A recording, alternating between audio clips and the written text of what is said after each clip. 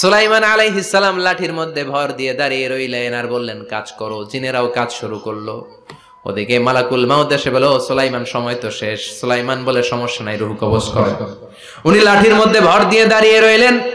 Glass fitting করা রুমের ভিতরে কোরআন সাক্ষী, মালাকুল মাউত ওইভাবে লাঠিতে ভর দেওয়া অবস্থায়, দাঁড়ানো অবস্থায় সাইয়েদনা সুলাইমান আলাইহিস সালামের রূহ কবজ করে নিলেন।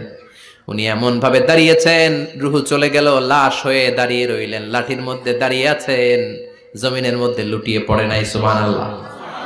জিনগুলো দূর থেকে ভাবলো বস তো দাঁড়ায় আছে। কে দাঁড়ায় আছে?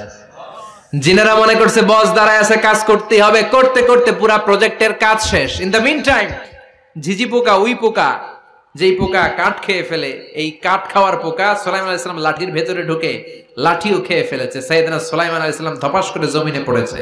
আর জিনেরা কয়, হায় হায়, খালি খালি কাম করছে এতদিন।